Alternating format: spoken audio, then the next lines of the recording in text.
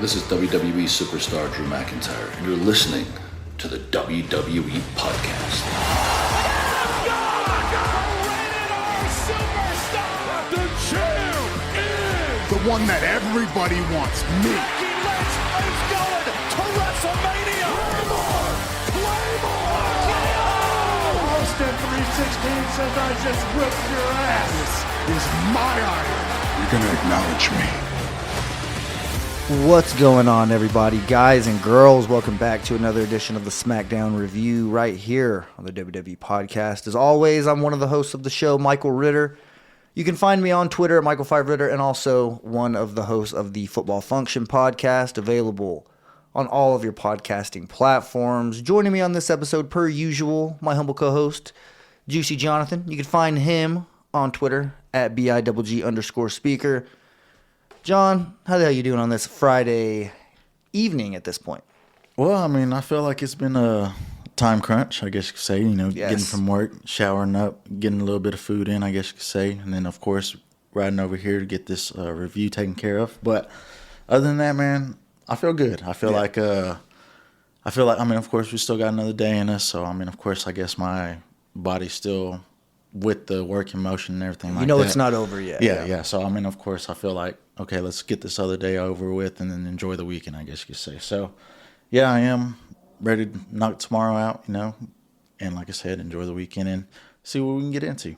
Yeah, definitely the least amount of time that we've had since we've been doing the live reviews from getting off work to having to hit the record button. So that's one thing I've noticed is just the gap in between was a little bit shorter today. And you mentioned it. Yeah, we are not off tomorrow. Typically, we're off work on Saturdays. So just a little bit of a peek behind the curtain. Yeah, John and I have to go do some manual labor. We'll just call it that. And yeah, you could, just safe to say we're not necessarily looking forward to it, if I could spit that out somehow. But either way, thank you so much for joining us here on this live review of SmackDown. The first segment of the show actually just now ended, the SmackDown being the 130th. It's airing on April 14th, 2023 from the University of Nebraska. Shout out to DJ Kuzmo for coming in clutch, letting us know that last week's episode was in... Do you remember? Dang, I do. Gosh. It's in the Discord. It is, he left a comment. I was hoping that, you would... Portland. Portland, okay. Yeah. Portland, Oregon. All right, we got Adam Pearce real quick. We will see what he's saying, and then whenever we get back, we'll catch you up on how SmackDown started. All right, we're back. It appears Adam Pearce made a match between Solo Sikoa and Matt Riddle official tonight, and that match stems obviously from way back. These two actually have a pretty long history, but more specifically from this opening segment where started off Sami Zayn and Kevin Owens come out, and they are pretty much, they're trying to hit all the bases. They're trying to say, they're reminding us their big time moment at WrestleMania, closing it out, winning the championships. They are also reminding us that the Bloodline is coming back for a rematch. I don't know what the hell is wrong with me today. Maybe I need to get my, lips going a little bit better. But either way, I need to do my, my voice workouts. But, we're still early here in the show, only about 3 minutes in. But anyways, they're saying that the Usos are coming back. It's not a matter of if, it's a matter of when for a rematch for those championships. And then almost like clockwork, immediately their music hits. The Usos come out, and they're pretty much just trying to stop the Bloodline right there in their, or not the Bloodline, Sami and Kevin. They're trying to stop them in their tracks of making the assumptions that the Bloodline is crumbling. We've been saying it for weeks. They're pretty much just saying, no, the Bloodline is actually stronger than ever. You couldn't be more wrong. And Sami Zayn is quick to say, no. You're just really good, referring to Jey Uso, saying he's really good at lying to himself about this situation in particular, referring to last week whenever Solo Sikoa seemed like he was very close to giving Jey Uso a Samoan spike. However, it didn't happen, obviously, and, we don't expect that to happen anytime soon, but nonetheless, even Sami reminded us. So, all hell breaks loose, he pretty much says. Anyways, let's stop talking about it. People really don't want to hear us talk right now. You guys didn't come out here to talk. So the Usos agree. They try to surround the ring. We get a little bit of a brawl. And obviously Matt Riddle comes out. And that is why that match gets made official, because he hits Solo Sikoa with a nice knee shot. One of those, I don't know exactly what he calls it. That's on me. I'm not a move expert for everybody. But I know that one was pretty nice. It was a solid connection. Solo did a damn good job selling it as well. He's about to go to the top rope, chunk up the hang loose, and I don't know what he was going to do after that. I don't know what it's called, that little spinning flip that he does. Riddle's, he's going to have to come back a little bit, his time off and stuff. His moves are not fresh to my mind. Yeah, I'm with you I did hear that he's coming back as a more serious character. That's what I mean. It looked like, it seemed like he was, we need to get him some mic time and stuff like that. Yeah, it's hard to tell when we just see him come out and do some yada yada. I forget the mic time. Let him just do his wrestling stuff. I just want to see what direction he's going. From a character standpoint. That's what I gotcha. Because you could easily tell a Matt Riddle promo. Just constantly cheesing and all that. Just as how he always delivers it. But if you watched SmackDown last week, you're very much aware of the quote unquote beef that we saw start between LA Knight and Xavier Woods. Started from a little 2K match, some disagreements. Funny, man. Went on to social media throughout the week. They kind of went back and forth at each other. And we get these two going at it one-on-one here.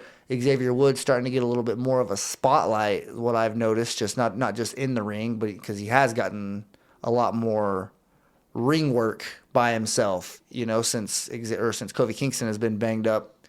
But now he's getting more, backstage type promos. And depending on what happens here in this match, LA Knight isn't necessarily on a hot streak.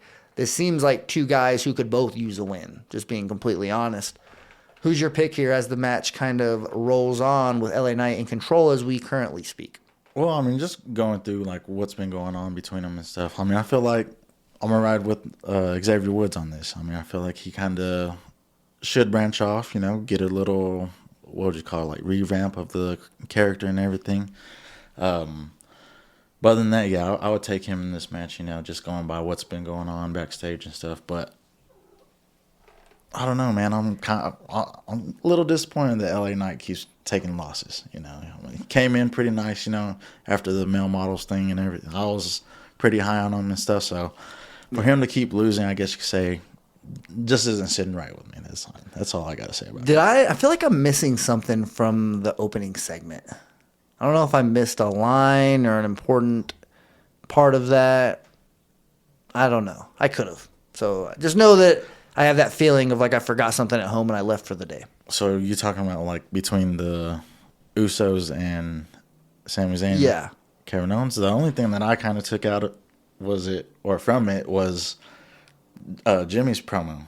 I felt like he freaking delivered it so good, and then Jay was the one that kind of messed it up whenever he was talking or saying that the champs, and then he corrected it with the champions. Oh yes, report to your daddy. That was a good line. There you go. See, and then Sami countered with that, right? Yeah, because Sami said, Sami countered it because he said, "What do you?" Because we've been champs for 2 straight years. Yeah. What do you know about pressure? And he says, "You're right. What do I know about pressure? You guys know all about it, considering you guys have to report back to Daddy and that." And Jimmy accuses him of using that line multiple times, but I don't feel like I've heard him use that exact line. He's pretty much said the same thing differently. Just he's alluded to the fact that they are Roman Reigns' lackeys, but he's never straight up said, "Yeah, go. You got to report to your daddy, Roman Reigns." Just number one, that's a shot at Rikishi almost, because that's their real dad, So and Solo being out there, so that's why I was like, oh, okay, this is a nice little shot we got going on here. But he said, watch your mouth. That was funny. It's just Jey Uso. But I like it. We need to actually ask the listeners. So if you're listening to this right now, so early in the show, why don't you comment whether on the Patreon, Discord, whatever, and let us know which We the One shirt you like better. Oh. The black one or the white one? Okay. John actually has the black one. I'm staying on the black side. Yes. I think the white one that they broke out at WrestleMania, what was it, Mania, that they broke it out? Yeah. Okay. I like that white one, man. I don't know what it is. Even the Acknowledge Me Roman Reigns white shirt that he got, or the tribal. I don't know exactly which one. Head of the table, maybe. I don't know. He had a black shirt, and he ended up getting a white version of it. Maybe just the bloodline. I don't know. But nonetheless, that shirt definitely was on my wish list. Never got it, but it was one that I wanted. But these Usos shirts, they'll be the ones. I don't know. And then they finally come out with one wearing one and the other one wearing another. Yeah. So that's kind of, it's the first time I actually saw them next to each other, and I was like, which one is better? So me and John are on different sides here. I'm curious what you guys think, the listeners. So let us know if you would be so kind to do so. We're currently at a commercial break right now, still watching the, LA Knight and Xavier Woods match. They're catching us up on the Trish Stratus Becky Lynch situation. What are your thoughts on that? That was freaking crazy, bro. Like, I was watching it. I wasn't expecting it. I mean, of course, I've been away from Twitter a little bit, so I don't really get, like, the updates like I used to. But whenever that happened, I was kind of very confused at the very beginning whenever Lita was taken out, backstage. And then Liv Morgan and Raquel was just back there, what's going on type stuff. And then here comes Trish and Becky, and they're trying to accuse them. That's where, situation. But anyways, the whole title switch and everything. That was a wild development. Yeah. From the attack backstage to the title switch to who took the titles and to obviously the heel turn after the match. Yeah. So that was just a wild twist. I mean, I get it. I mean, because, they had their little 3-on-3 match or whatever. But I just didn't understand why Trish had to step in. Why couldn't they just, and defend the titles? That was weird. I thought that too. I was like, damn, poor Lita. You guys been a champion in 15 years, and she gets her championship just ripped away from her. Maybe though. I mean, because didn't they have a feud back in the day too? Trish and Lita? Oh yeah. Yeah. See, maybe they've gone at it. Yeah.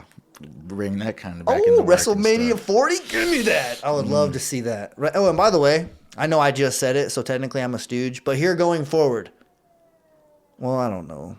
I was going to say, if you call it WrestleMania 40 and not WrestleMania XL, you're a stooge, but I literally just did it myself, so yeah, a little bit of a self-burn. Good job. Rare those days, but yeah, I just feel like the closer we get, you got to appreciate that. WrestleMania XL. Yeah. Like Super Bowl XL, Super Bowl 40, that was in Detroit. I know that all of our Detroit listeners will remember that. February 5th, 2006, if I'm not mistaken. Yeah, because it was the Steelers they won that year. 2005 Steelers beat the Seahawks. Ben Roethlisberger's first ring. This ain't the football function, though. That's just a little bit of a taste of what you got if you come on over to the football function. But yeah, dude, that was a wild segment of Raw. And if I could quote Dominic, keep your name out of my mouth. Dominic, struggling with some of his, some of his promo work. That was a rough day at the office. That was funny. Right out the freaking gate, man. Yeah, just comes out of the, because he says, because Ray mentions Dom by name, and then Dominic comes out and immediately says, keep your name out of my mouth. What are you talking about, Dominic? To me, it was like you're thinking, or he was thinking about that in his head. So you're saying it in that perspective, I guess you could say. So yeah, that's how he was just. He knew what he was gonna say, but sometimes that'll bite you. That will. Man. But on national television, I mean, I get roasted anytime I mess up on a word. You already know, if you mess up on a word around the right people, you're gonna hear about it, you know. And I feel like that is the way it should be. It's all good. It's all in good fun, but it's just a natural little slip up makes you like, oh man, someone's about to roast me for that. But he also had another one later in his promo. Yeah. Did you catch it when it happened? Yeah. Yeah, because I did too. I just don't remember which one it was. It wasn't as funny. It wasn't immediately out of the gate, but the crowd wouldn't forget about that. As he was still trying to continue his promo and get it back on track. After the whole, keep your name out of my mouth, they were laughing about it. You could just tell they when the crowd is being ruthless, they don't let off the gas a little bit. They booed the. Oh man, yeah. Dominic is a heat magnet right now, and it's so valid. Man. Just the fact that he lost at Mania. He didn't even beat his dad in that Hall of Fame weekend. Imagine if he would have. Imagine the boos. They might have known, hey, he ain't recovering from this. We cannot let him beat Ray. Yeah.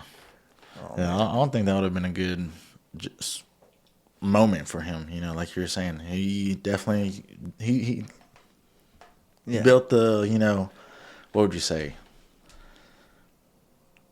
Man, I can't even think of a word, but he built the booze, I guess you could say, you know, like the whole situation that he took this, and just for him to be able to do that, I don't think, and of course, Ray's whole situation, you know, moment, I don't think they would have wanted him to lose, I guess you could say. No doubt. This is a pretty good match. Oh, he's pulling the tights. LA Knight trying to get a sneaky win here. Referee Jessica Carr says, "Get out of here. We ain't having it." Match continues. Now get out of my face. And now we get Xavier Woods with a little bit of a backwoods. Oh, and he grabs the tights. We get a 1, 2, 3. Xavier Woods gets the win. John Carrasco called that. He got the winner right. Shout out. We'll see if you can continue your luck throughout the night. So shout out to Xavier Woods here. I guess we'll go ahead and let this next segment play out. We'll see what happens next, and then we will be right back and catch you up. All right, we're back again, and a lot of real time has passed since the last time that we were actually recording. It's been like 25 minutes probably, just something like that, right? I mean, at least 20. I don't know exactly what it is, but nonetheless, some things have went down. So let's go ahead and run through it a little bit. We had a backstage interaction with Xavier Woods and Imperium. It seemed like Gunther was giving them like a pep talk, or I honestly don't know. I couldn't really understand or hear what he was saying, but Xavier Woods is there with like a trombone, and he's being completely inconsiderate of what's around him, just being an obnoxious New Day member is pretty much what he was for the first like 6 years of his career, and that's exactly what he's being. Because it's been a while since we've seen him just going around just starting for no reason. And with Gunther, it seems like there's better people that you could just run up and start something with. But Gunther does say that if they ever get a chance to step on the mat together, that he will beat some respect into him, something along those lines. But we also get Kevin Owens and Sami Zayn giving Riddle a little bit of a pep talk, hyping him up, reminding him who injured him way back when, who put him on the shelf. It was actually Solo Sikoa. I'm sure that you guys have already realized that by now. But yeah, so we're going to get Riddle versus Solo tonight. I'm definitely looking forward to that. But Kevin and Sami were trying to do their best to to get him psyched up mentally for it. And then, just to kind of catch us up to exactly where we are right now, backstage, Damian Priest, Rhea Ripley, and Dominic Mysterio were each introduced individually, and you could guess who got the loudest boos. They come out. I don't even really know what they say. I mean, they're hyping up Backlash in Puerto Rico and how Bad Bunny is. Did they say anything about Bad Bunny? Well, basically, Damian Priest, just saying, he was his friend and stuff like that. And, of course, he just giving a little breakdown of what had happened last week. So, I mean, it was more of a video package talk, I guess you could say, rather than Damian Priest. Yeah, pretty much just getting him, or I guess you could say. Yeah, just getting us, pumped up for that match. That's what I'd say about that. But we get a one-on-one match between Santos Escobar and Damian Priest. You know that we're gonna get LWO, featured somewhere on the Backlash card, right? I mean, we'd have to. I'd assume so. You want to get as many Latinos as you have, especially if you're bringing this back, it'd be absolutely foolish to not feature them. They're asking the question right now in the Discord, where the hell is Rey Mysterio at? I don't know either, man. I mean, he's in LWO, right? I don't know. Finn isn't there either. Well, Finn isn't there for obvious reasons. That dude is literally like toe up from the flow up. Didn't he face Ray? He's more banged up, since then. Real? Yeah, he's dealing with a lot. He's legit. I remember, he could show up at any minute, but yeah, he came back and he fought 2 days after his Hell in a Cell match, right? Yeah. Or it was a week after. I don't know when it was. Yeah, because didn't he just go against Ray on Raw? On Monday Night Raw? I think he did. Yeah. But it was between then and now that I actually had heard that, Finn Balor is really feeling it, really going through it. So I wouldn't be surprised if, take this Friday off, but we can handle this. But let me find out Dominic's going to get involved, and then we are going to get a Rey Mysterio entrance at some point. Well, I mean, they're out there already, LWO, I guess you could say. So I wouldn't see why they'd have to bring them out. But, to get some pop going, that might help out this match. But other than that, I don't see. What about the little boy in the crowd sitting in the 5th row with the Rey Mysterio mask who's never gotten a chance to see him? Does he not matter? Oh, he matters, man. Because the storyline doesn't play out like that. I'm just kidding. But anyways, we get a little bit of Santos Escobar in control of this match. Going to the turnbuckle with a double knee right to the, I don't know if it was chest, maybe chin. Damian Priest, I don't know, but it looks like he's taking him to the other turnbuckle. A little hair braid going on. I was trying to figure out exactly what was going on with his hair. But nonetheless, these two dudes are going at it right now. Anything else on Monday Night Raw that kind of jumped out to you? Cody Rhodes cutting his promo. He referred to it as WrestleMania Backlash. Did you catch that? No one, even Damian Priest just now, just called it Backlash. Regular Backlash. So I was paying attention to that. I was curious. So do you think that, did you catch Cody Rhodes say that at all? I seen it, but yeah, just not popping up to me now. Yeah, he I don't know why the hell he did that, to be honest. we don't need the promotion to continue to add the WrestleMania tag to anything like that. Backlash is one of the few pay-per-views that was around back in the Ruthless Aggression era that is still here. They've just kind of, I'm surprised it's still here, but they watered it down a little bit. They brought back No Mercy for a little bit. That one was dope. It was a SmackDown exclusive pay-per-view. So I didn't get a chance to watch it a whole lot growing up. I don't think I ever watched it live growing up because it was just, same thing with like Vengeance. Mm-hmm. That was another SmackDown exclusive pay-per-view. The Great American Bash. That was another one with JBL versus Eddie Guerrero in a Texas Bull Rope match. Okay. Dope match on that one. Let's see. Any other pay-per-views that were around that are no longer? Well, there's a lot that I can think of that were. No Way Out, Armageddon, Unforgiven, just to name a few. Bad Blood, Judgment Day. They decided to make a faction called Judgment Day. Are you kidding me? I was about to say that one. They just said, you know what? No, we'll just go ahead and recycle this name and we'll use it for a group. Pissed me off. Because I've been clamoring, bro. Yeah. I've been clamoring to bring those old school pay-per-views back. I don't understand, why. Bad Blood, I get it. They don't want to, just promote making somebody bleed or whatever. It's not the nature of the business anymore. I'd go with probably like, what would you say? Armageddon. No Way Out is the one I would bring back. If I could only bring back one, you can bring back one pay-per-view, I would for sure bring back No Way Out right there between Rumble and Mania. Because what is it? Elimination Chamber? Yeah. Sorry, bud. See you later. We'll maybe use a chamber every now and then if we need one, but we don't need a whole pay-per-view called Elimination Chamber. Like, it's just, if they were to retire that this year, I would probably send a letter of thanks to Stamford, Connecticut, where the WWE headquarters are. Just, it's, I don't know, one of those rants I could go on, But nonetheless, actually the first time I ever called into the mailbag, like back in probably 2020, before I was even on the SmackDown review, or I don't even know actually. I don't know how the math worked out, to be completely honest. But long story short, it wasn't called a mailbag yet, I don't think. I think that Matt just was letting listeners call in. Yeah. Or he just said, call this number. I don't think it was called the mailbag, but there was hey, you can live call and I'll answer your questions, whatever. And I think that my very first one was a rant about the pay-per-views. True. Mm-hmm. About why do we have so many gimmick pay-per-views? That was what the premise of the whole thing was about, and still feel the exact same way today. But nonetheless, what are your thoughts on Zelina Vega and her role in all this? Well, I wish she was a little bit more involved, I guess. She's definitely taking a back seat. Yeah, but of course, the promos, the way she carries herself, stylish and stuff. I think it works, but yeah, I would definitely want to see her in the ring a little bit against more. Rhea Ripley in the ring? Yeah, that one even work too. She gets tossed around over there, Yeah, Rhea Ripley would have some fun. Yeah, with Zelina Vega.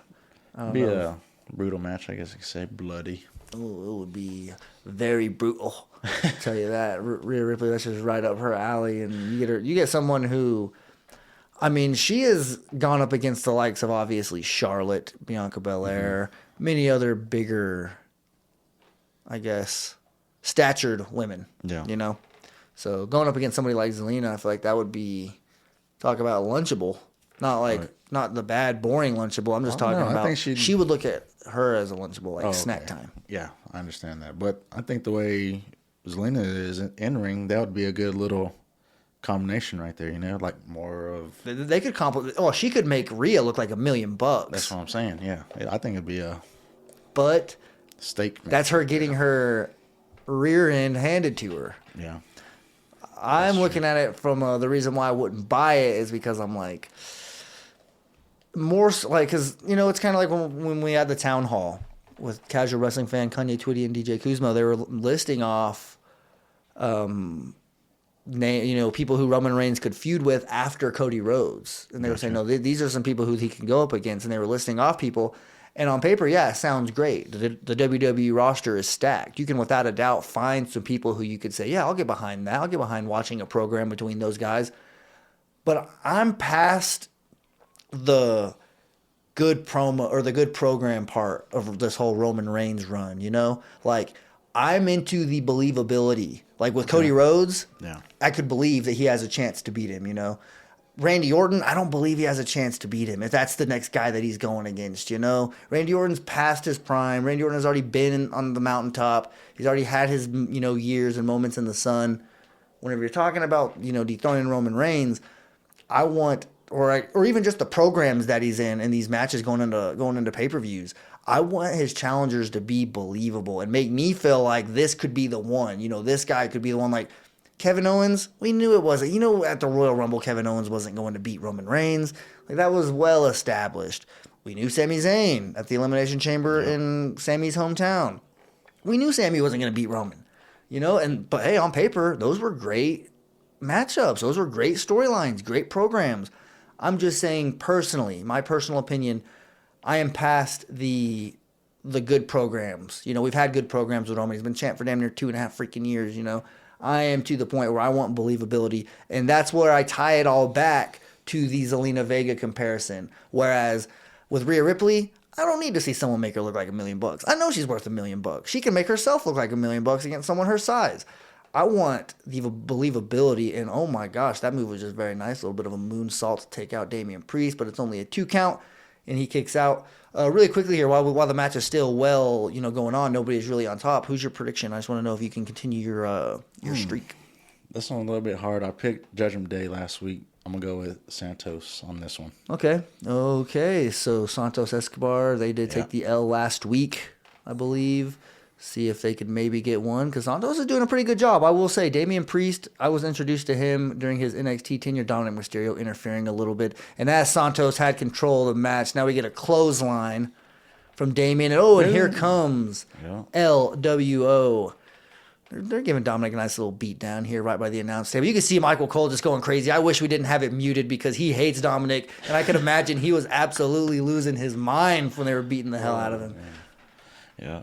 Oh, and now we get a suicide dive here. Speaking of the announce team, Santos Escobar regains momentum here, putting his hands all over Damian Priest. Get him back in the ring. That's where the action is going to be settled here. Heading to the top rope, maybe? Oh, nope, just getting in the ring. Okay. See where we go here. Rhea Ripley interfering. All right, let's see. You might get your wish here. Let's go, Zelina. Come on, get involved. Oh, yeah. Oh, but just, okay. A little bit of I don't know if you call that a hurricanrana, but some type of nice move. I'll tell you that. Oh, man, Santos Escobar, more like it. A little bit of a choke slam. 1, 2, 3. Damian Priest, John Carrasco no longer undefeated with his picks. Judgment Day steals the win here. We're going to go ahead and, unmute the TV. We're going to see what's going on. Let the commentators speak. Maybe we'll see and, hear what Michael Cole said during the Dominic beatdown. But looks like we may get an LWO beatdown here by Judgment Day, possibly. I mean, they throw him out of the ring. This could be a good opportunity for Rey Mysterio to come out if they decide this isn't enough. Taking apart the announce table. As JBL would say, this is when you need a Spanish announce table right now, so the regular one wouldn't get destroyed. But nonetheless, you only got one. Are they going to let this happen? Are we getting a Booyaka? And yes, we do. Rey Mysterio His music hits. He ain't coming through this. He ain't coming to the front. Let's go. There's no way. Sorry, guys. Sorry for the dead air. And there he goes from the crowd. LWO shirt and all. You should have known. It was only a matter of time. Ooh, and the red and green mask. That is so sick. Okay, we got a Rey Mysterio and Dominic throwing punches here in the middle of the ring. This is what the crowd came here to see. Oh, and Dominic Mysterio finally gets a shot in on his dad. Prime position for the 619, and oh my gosh, Dominic got his head taken off by that second rope. Are we going to get this? No, I knew they weren't going to give us a Mysterio on Mysterio 619 on free TV. You kidding me? The next time we see that, it's going to be Puerto Rico. Okay. Gotta like what you see, though. Rey Mysterio coming to the aid. Without a doubt, LWO is going to be there for Bad Bunny and Rey Mysterio in their tag team match. That's probably when you could expect Finn back. You know, I mean, give the guy some time. Let the damn staples heal, for God's sake, you know? Like, yikes. But either way, we're going to let this next segment happen. I'm going to get a quick swig of water, and then we'll be back to catch you guys up.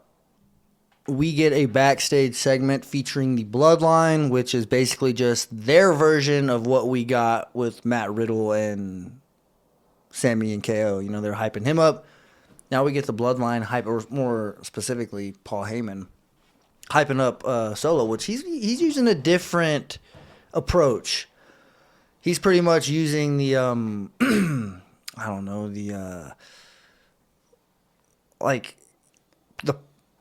the pressure approach, you know, like it's almost like the Usos or the Sami Zayn and Kevin Owens were right, because he's saying like, hey, whenever they are humiliating you and embarrassing you, they're also embarrassing your whole family, your dad, the Usos. He even brought up Umaga. You know, he's referencing literally everybody that can come to mind. And surprisingly, Solo speaks for the first time in a long time. The last time I saw him speak off WWE camera was like at a WrestleMania weekend when they were at like a little, you know, party. I don't want to say a party, but I mean, a lot of people were there. The Usos were there, and he had the mic in his hand. He pretty much told Cody Rhodes that we'll see who's blank and ready. Whenever Cody Rhodes was saying you're not ready at the time, you know, and that was just the whole thing. And so, yeah, he has spoken before, even on camera, but it hasn't really been a thing that we see a lot of. But he does tell Paul Heyman to tell Roman that he's got this. Do you think that's going to come back and bite him in the ass? Well, I mean, for him, like you were saying, man, it's hard for me to even remember the times he has spoken, but it's rare. Glad you kind of, you know, just reminded me of the last time that. But for him to actually, like, I guess, put words into, like, what he needs to do, I guess you could say, rather than just being the little mean face that's walking around and everything. Yeah. I think that, you know, he's going to hold his word.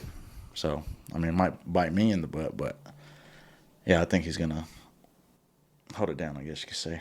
Okay. Well, let me see here. Ooh, nice little... I love that SummerSlam logo, I gotta say. Was not a fan of the star look that they've been using for, like, the past, like, I don't know, freaking 5 years, it seems. Because SummerSlam used to have a sick logo back in the day. That 2 S's where one was, like, blue, the other one was green. Do you know what I'm talking about? Yeah. Sick logo. And now I'll give them credit. This is way better. I like the nod to Detroit with the silver, white, and blue stripe going down. Mm-hmm. But nonetheless, I just, you know, they could do better. You know, they really could with a lot of logos. And we'll just go ahead and leave it at that. But we'll see what happens with the women's tag team champs, the new tag team champs. They just got introduced, or they just came out to the ring. Now they're kind of catching us up with the progressive match flow as to how they won those championships. We already touched on this earlier in the show, the Trish Stratus heel turn. Big moment on Raw. And, let's just hope that, I guess, Lita is all right. Because, you know, she's someone who has been banged up time and time again. See, I'm kind of happy that they're showing this little video package of it, because it just seemed like even Trish, like from the beginning of it, wasn't even into the match. Yeah, know? She has a weird look in her face. Yeah. I mean, that's what kind of like... Because I actually thought the exact same thing, only because I was spoiled. Like, I saw that happened on the internet unintentionally. Oh, okay. So I knew it was happening. Excuse me. But I wasn't surprised. Yeah, that one definitely took a turn for me. See, I knew that it was going to happen, and Caleb didn't. And he called it pretty much. For real? He thought it was going to be Becky, though, turning on Trish, because she's the one that got pinned, obviously. They're showing it. Yeah.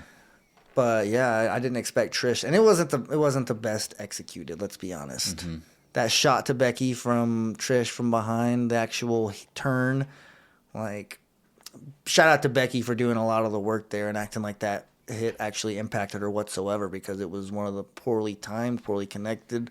Just, and I'm a Trish fan, but you got to call it like it is. Was not necessarily the cleanest punch, but we're gonna go ahead and let this championship celebration, as we have a red carpet in the ring, take place, and we'll see what these ladies have to say. We'll be right back. So we get a little bit of a celebration between the new tag team champions. That's what they refer to themselves as. I was actually, kind of shocked. I didn't say women's tag team champions, undisputed women's tag team champions, whatever the hell they call it nowadays. Just strictly tag team champs. So that was a nice little nod there, but it was not a long celebration. Let's just say that.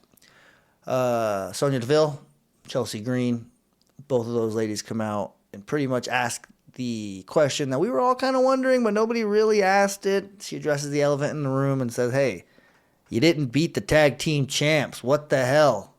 I feel like that's a logical question. Like, it makes sense. I was kind of curious myself, but nonetheless, that's not going to change anything in the record books, right? Like, we're not going to go back in time and just automatically gift the championships back to Becky and Lita because Lita got hurt. No, what's done is done, so we can't go anywhere. But apparently, because Liv Morgan made us very aware of this, Chelsea and Sonya are the new number one contenders, or at least they're new challengers for those championships. What do you think about the prospects of Sonya and Chelsea teaming up? Well, I mean, nothing's sitting too high. I mean, I guess you could say some new faces, come here and there. But other than that, I don't think there's no chance that they beat Liv and Raquel. I mean, even Chelsea, what they call them, like mediocre tag team? Yeah. Yeah, that was kind of a crazy little thought, given the fact that her and Sonya Deville are together, I guess you could say. Yeah. Nonetheless, up next, we get a much-anticipated return. Shinsuke Nakamura goes one-on-one with Madcap. Now, I was curious. I was like, okay, Shinsuke's returning. Who's going to attack him? That's what I thought. You return. We got to set you up with someone to have a program with. And we just get a one-on-one match, him and Madcap Moss. There was a little bit of a promo before from Emma and Madcap where she was kind of just trying to convince him, hey, you should be the one the crowd's cheering. You got to go out there and prove why you're going to be the number one pick in this draft coming up, which, LOL. But I thought that was a nice little pump up, nice little pep talk from her. She goes out there and joins him at ringside for this match. I'm glad she did. But it was a quick match. Not very long at all. Shinsuke makes light work of him. He tries to attack him afterwards, it looked like. I don't really know. Shinsuke looked like he was kind of waiting for it, and then out of nowhere just puts him in a little bit of an armbar. Yeah. Emma saves him. Nonetheless, that is a heel turn from young Madcap. So another heel, at least right now on SmackDown. We'll see where he gets drafted to. But even after the match, Shinsuke can't even catch a break. He's been back for 5 minutes. And now he's already got a card with his freaking picture on it with Scarlett just setting it down there. And then, yeah, you guessed it, TikTok. Mm-hmm. And I'm not talking about the app. Yeah, TikTok. Dang. I'm talking about the saying, the slogan, if you will, from young Karrion Kross. So that's the real rival there. That's the real new program. I thought it might have been Madcap, but they're like, no, we're not going to give you Madcap versus Shinsuke. Are you kidding? Shinsuke's been gone for months. We're giving him Karrion Kross. So I'm all for that. Just like I am all for this draft, which begins in 2 weeks on SmackDown. Nice. Damn it. I wanted it to be on SmackDown, but remember, that's night 2 of the freaking draft. They got to do it to me like this. Why you got to freaking schedule it like this? You got to make those viewers jump over, man. Yeah, I'll be jumping off something, all right. Don't know what. But nonetheless, excuse me. I'm excited for that draft. Oh, yeah, that's for sure. Couldn't be more excited, to be honest. Well, maybe I could.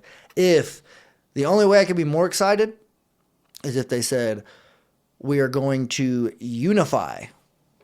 really unify the belts that Roman has and make it one championship And whatever show Roman goes to, whether he stays on SmackDown or goes to Raw, he just has a true unified WWE Undisputed Championship, whatever, Universal title, however you want to call it.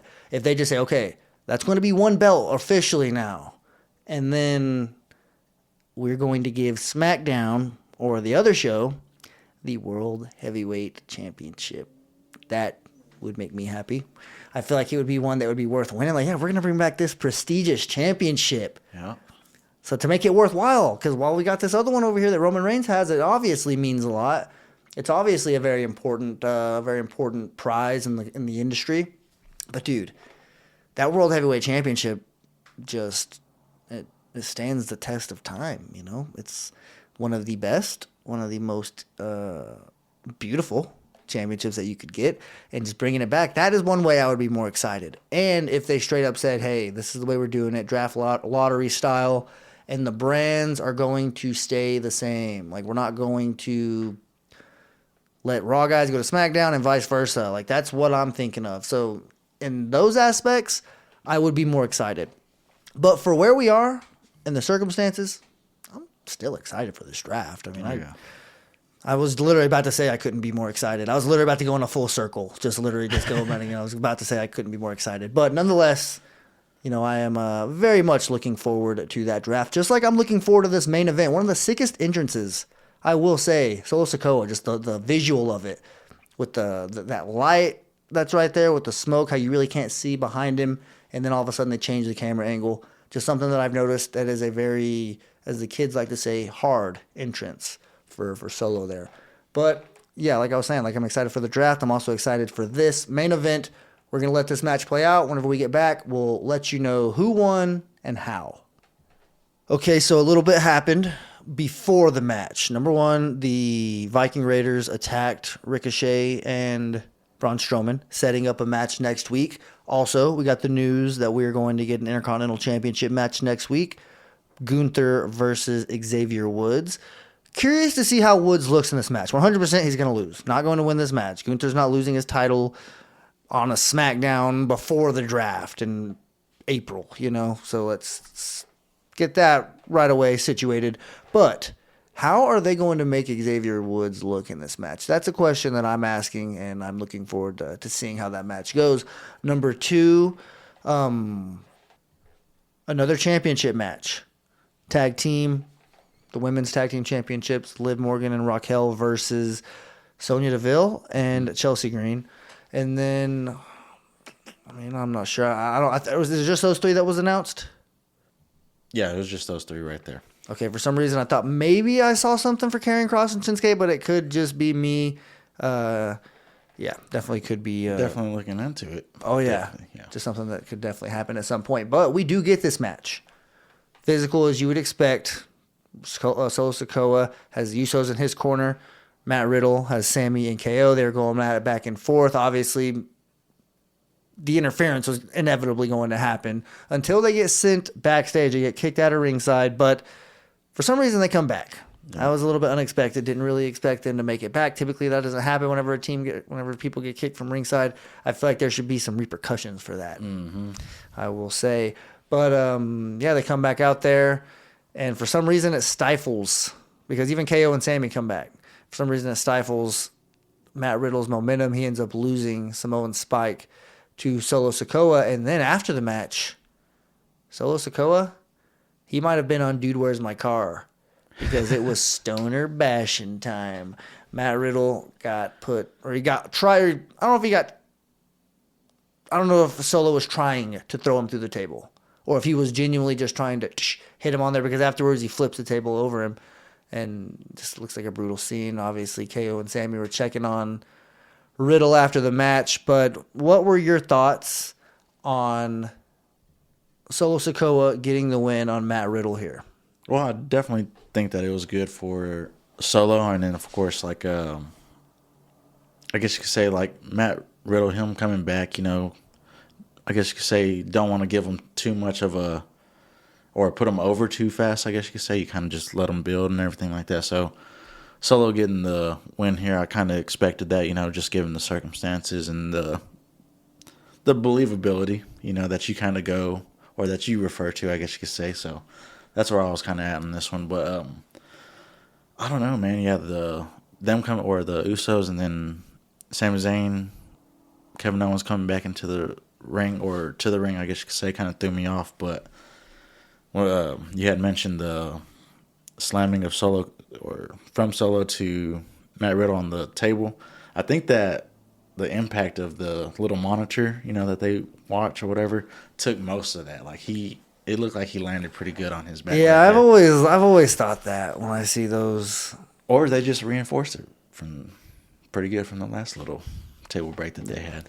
Yeah, that's going to be a nice little development. I mean, Riddle, Solo just loves putting his ass on the shelf, doesn't he? Cannot even have a nice WWE career without Solo Sikoa saying, nope, I think we're going to go ahead and put a stop to that. Mm-hmm. And speaking of stop, it is time for us to put a stop to this SmackDown review, unfortunately. Dang it! Hate whenever it's over. Dang, look at you. You need to get another hour like Raw or what? Oh, no. We don't need that extra hour. We like our 2-hour show here. I'm but cool with it. We do thank you guys for joining us here on this episode. We hope you guys have a phenomenal weekend. When, like we said at the beginning of the show, we got to work tomorrow. So if you're off tomorrow, enjoy that. But if you got to work, handle business, get off, and enjoy the rest of your weekend. NBA playoffs start tomorrow. Celtics and the Hawks play. I know it's a little bit weird. Got to play an Atlanta team as a visiting team, which is always weird. But I'm not going to lie, I kind of wanted this first round matchup. Just being completely honest. Just know a lot of Hawks fans. Mm-hmm. Know a lot of Hawks fans, obviously, from my Atlanta connections. And they are very, especially against Boston, they are unnecessarily chirpy. So I'm going to enjoy this 4 or 5 games or less series that we're going to see here in the first round and move on to the next round, see what happens there. But any shout outs, any plugs, anything like that before we sign off here? Well, I mean, just going back to the little game you're talking about, John Collins. Maybe he just shows out a little bit. I know you're on the Boston side of it, but kind of looking forward to him, given what Trae Young, I don't think he has like that same momentum that he had like last year and everything like that. So Atlanta, I don't think you got in too a much series. to He's worry about to about. get very acquainted with Marcus Smart. Let's just say that. Yeah. So I was about to say you don't have nothing to worry about, but I am looking forward to see, or maybe seeing John Collins ball out. That's one of my, I guess you could say, the favorite player from the Hawks. Yeah. Okay. Yeah. I mean, obviously we got the Lakers and Grizzlies. You know the history there. Shannon Sharp, dude. LeBron. I was about to say somebody had posted put Shannon Sharp on the sidelines for that whole series there, and I'm for it. That's like, who does Memphis? Memphis has Juicy J, and obviously Memphis Smart probably knows a lot more Memphis legends than I can. Maybe get DJ. Whoop that trick. Okay, let's get him up in there. Come on. I know they've been known to go to the games like Moneybag Yo Gotti. They've had their little courtside seats. Gosh dang, I'm already taking your little tongue twisters. Sorry, buddy. But other than that, man, I think it'll be a pretty exciting series. And of course, get back to the shout outs and everything. I do want to give another shout out to Mueller. I don't know if you've seen those comments. Hell yeah, I did. But man, it's kind of, I mean, I haven't been through the situation, but I bet you it would suck for your best friend to pass away, birthday and everything like that. But yeah, I definitely want to give you a shout out again, bro. Keep your head up and everything like that. And of course, Patreon members, Discord members, y'all keep doing y'all's thing. Y'all keep us in tune to this whole little cycle that we got going on and everything like that. And yeah, definitely want to close it out like that. Yeah, shout out to Mueller for sure.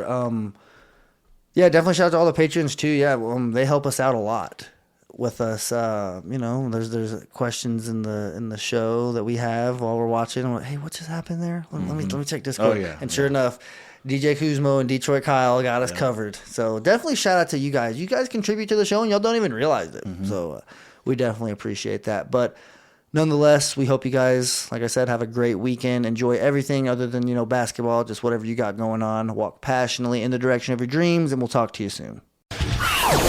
Thanks for listening to the WWE Podcast. Don't forget to subscribe on your favorite podcast app so you don't miss a show, or head to WWEpodcast.com. And for all of these shows ad-free, head over to patreon.com/WWE Podcast. Until then, we'll see you next time.